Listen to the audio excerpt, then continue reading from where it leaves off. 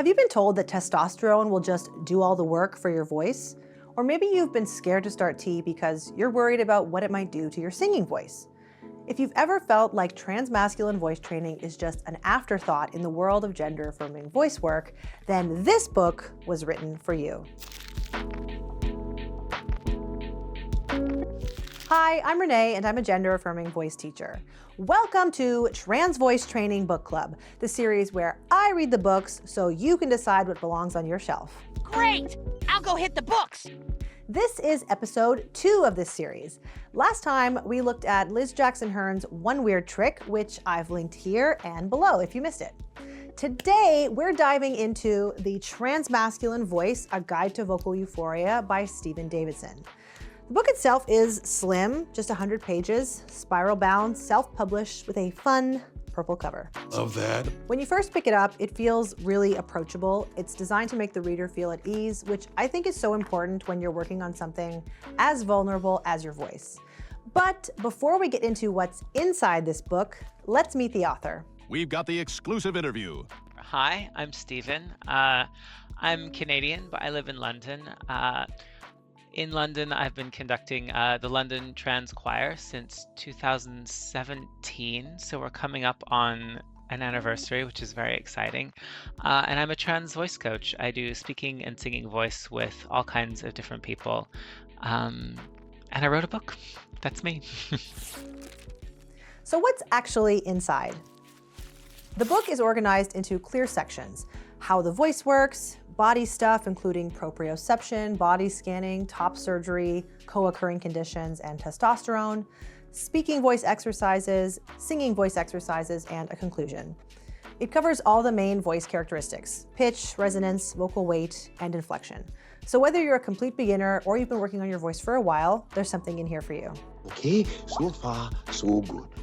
Now here's what really makes this book stand out: the survey component. Stephen surveyed over 100 transmasculine people for this book, and their voices, both literally and figuratively, are woven throughout. When I asked Stephen about this, here's what he said. Yeah, and I think generally why there's so many quotes from different trans people as well as the sort of aggregate bar charts is because so many people don't know what this experience is going to be. And because I think so many medical and voice professionals still have no idea about specifically transmasculine voice. And I think a lot of people in the trans community, we learn to trust each other's word for things more than we would the hot take of one medical professional making an educated guess, which shouldn't be a thing, but it kind of is a thing.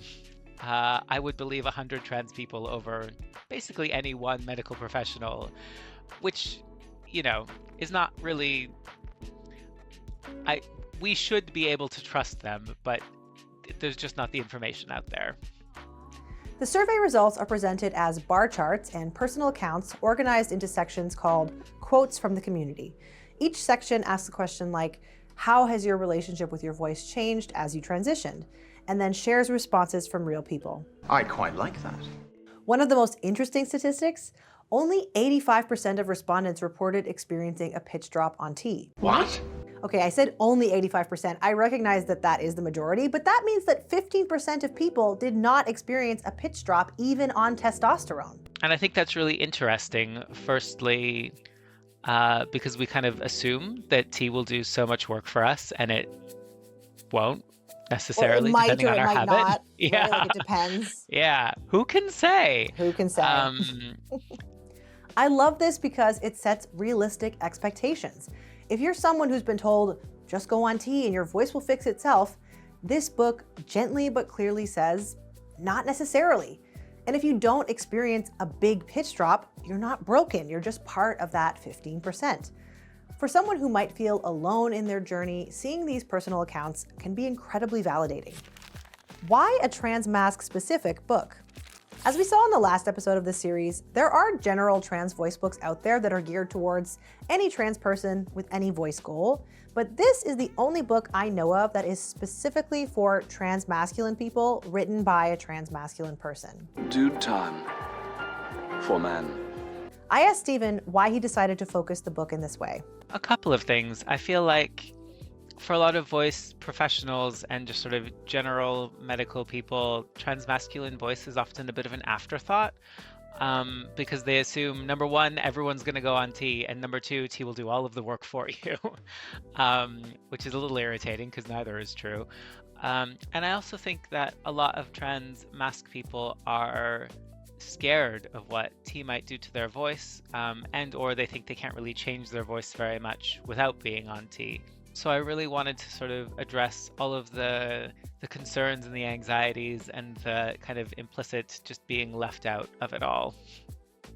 That right there is why the book needed to exist. Transmasculine voice is so often treated as simple, straightforward, not worth much attention. But this book really takes it seriously. He centers the anxieties, the questions, the what ifs, and he does it with care. Yes, Queen. Singing voice.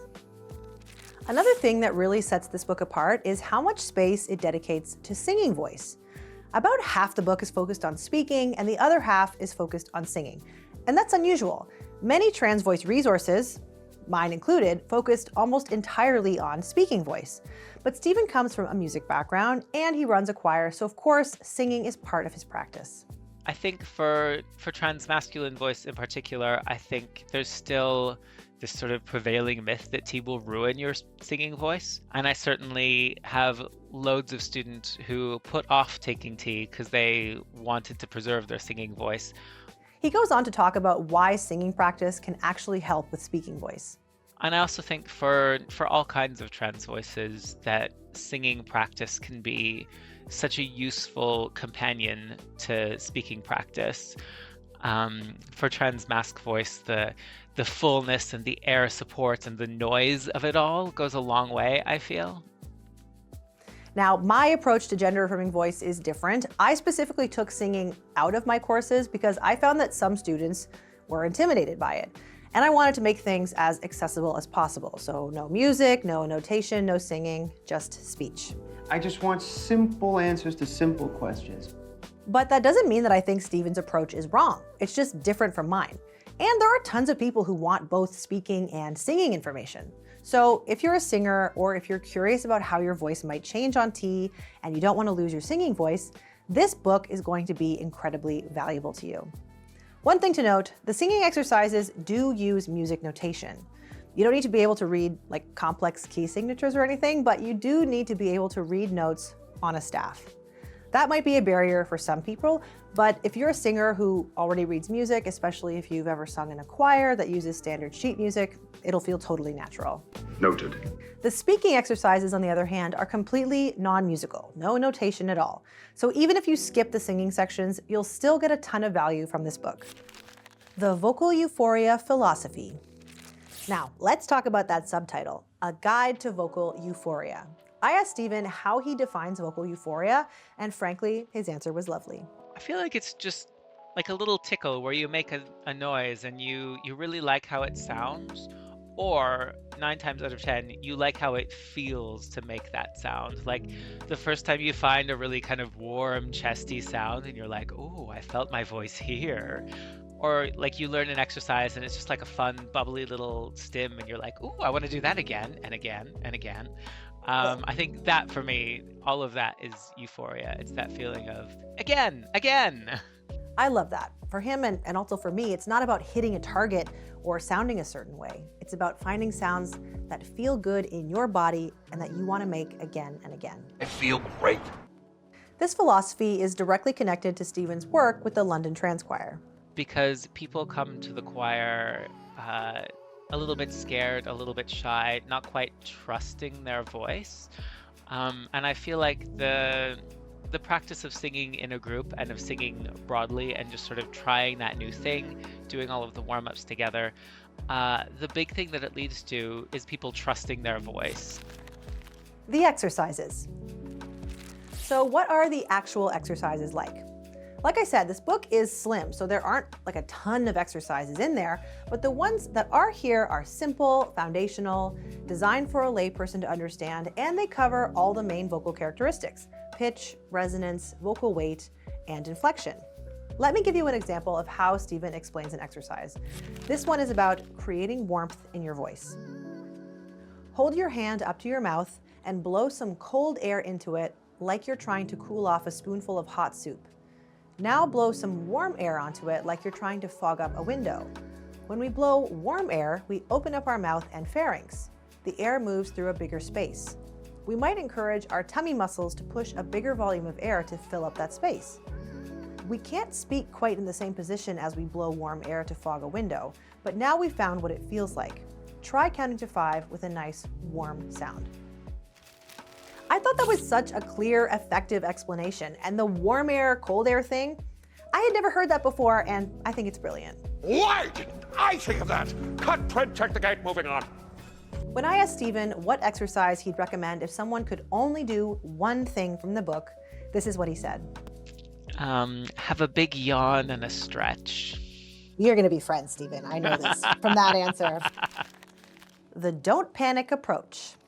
Stephen told me that for a long time, he was joking that the subtitle of this book should just be Don't Panic, like in The Hitchhiker's Guide to the Galaxy. When I was trying to think of the title and like a little subtitle for this, for a long time, I was sort of jokingly saying, I'm just going to write Don't Panic, like The Hitchhiker's Guide.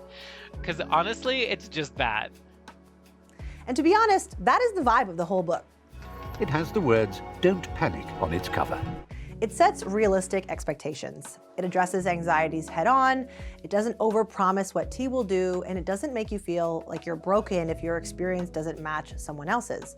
The tone is straightforward and warm. It's the kind of book that says, here's what you need to know, and you've got this. Who this book is for. So who should buy this book? Is it you? Is it me? I think this book is perfect for transmasculine beginners who are just starting to think about their voice, people interested in both their speaking voice and their singing voice, and anyone regardless of T status. It could be pre-T, no T, or on T. And it's also good for self-study learners who want an affordable entry point. But here are a few considerations before you go out and slam that order button. First, the singing section requires basic music notation reading, as I said earlier. So if you can't read notes on a staff, you might struggle with those exercises. But the speaking exercises are completely accessible without any music knowledge. And also, you can learn how to read music notation because it's not that hard, okay? Don't let anybody tell you that it's hard. It's not. What is it about music that enchants us? The notes.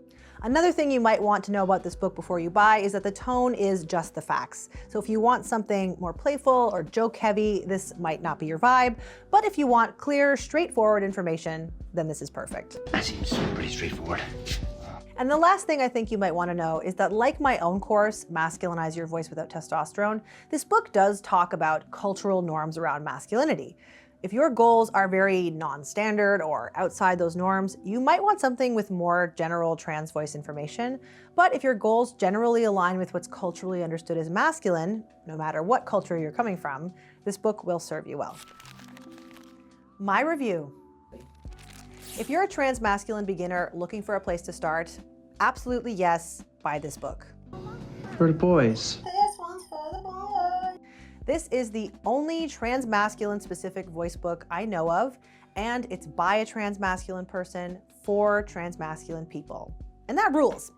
Stephen has a music background. He actually studied at McGill University, the same place I got my music degree, so we're very aligned in our teaching philosophies. The exercises he included in this book are ones that I recognize and ones that I use and ones that I think work. And I think that that's really positive. You family-friendly individual.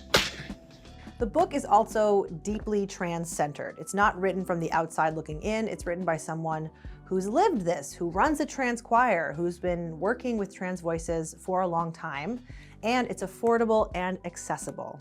You can order it directly from Stephen's website at londontranschoir.com. No affiliate link here. He doesn't have that. Conclusion. Thank you so much to Stephen for coming on and sharing his experience and wisdom with us. You can find links to his work, this book, the London Trans Choir, and his Instagram in the description below. They're down there now. Look. So that's it for this episode of Trans Voice Training Book Club. But wait! I need your help to choose the next book I review. Should I do The Voice Book for Trans and Non-Binary People by Matthew Mills and Gilly Stoneham, Queering Vocal Pedagogy by William Sauerland, or Trauma and the Voice, a guide for singers, teachers, and other practitioners by Emily Jaworski-Karayath. I hope I got your name right there, Emily. Let me know in the comments which book you want to hear about, and that's the one I'll cover next. Please just pick one. If you want this trans voice education information sent directly to your inbox every Thursday morning, sign up for my newsletter. Subscribers have described it as the only newsletter I read every week. And as always, please like, comment, subscribe, and hit that notification bell. That's all for today. I've been Renee, and I hope this helps. You could always learn music notation later. It is a cool. Who wrote this? It's not cool. It's neutral. The amount of trans people musicians would differ with you. They don't read music. Okay, yeah, that is true. They know the beeps and the boots. That's right. There we go. Word cool avoided. Yeah, I love the bloops.